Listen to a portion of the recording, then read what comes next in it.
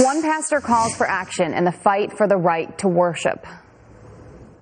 It's time for every pastor, every rabbi, every Muslim leader, every religious leader to exercise their First Amendment rights. Come on, let the lion inside you begin to roar and take your people back into the houses of worship.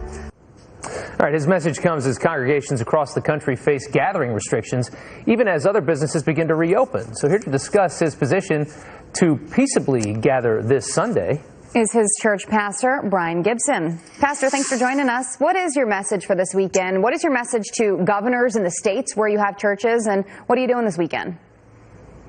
Well, my message to the governors, not only in our states, but all across America, is that church is essential and that we have a First Amendment right to peaceably gather. As a matter of fact, we're calling pastors to peaceablygather.com to join with us to stand up for our religious liberties. And we're really just saying and asking this question. We were all willing to go online. We were all willing to, be good neighbors, be caring and compassionate whenever this outbreak first started. But as it wasn't 5%, 4%, 1% less, we saw other businesses open up around the country, and we saw the church be restricted and being called non-essential, while we're one of the entities that has the first mention in the First Amendment. So our message to everyone is, pastors, get your churches going, religious leaders, let's step up and roar. And why could the Starbucks be open, the McDonald's be open? I had an event that was shut down by the health department at my church, but everybody else is open and the church has to close. Why is that reasonable? Why is it logical? Makes sense. Here's a number of states, 11 of them, suing to reopen, suing their own states, including yours of Kentucky. There's the map right there. Your guidelines there in Kentucky for this Sunday, as you open up, you're trying to do it responsibly. You want to reduce occupancy to match the local guidelines, practice social distancing by spacing families 6 feet apart, dismiss attendees aisle by aisle so they don't get too close in the rush out. All staff wearing masks and gloves, increasing sanitation efforts. And you're saying that if Walmart can be open and I can do this responsibly, there's no reason why you shouldn't be allowed to do this, right? Yes, we want to be responsible. We want to be caring. We want to follow all the same guidelines. But when Walmart has hundreds of people in it, Kroger has tons of people in it, when did 1 hour on Sunday morning become the deadliest hour in America?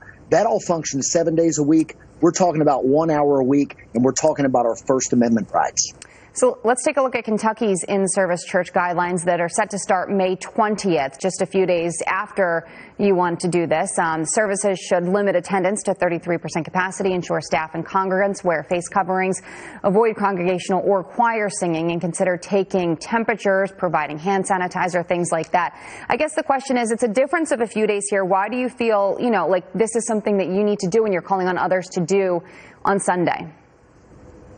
Well, we launched on that day because it was before the governor allowed us.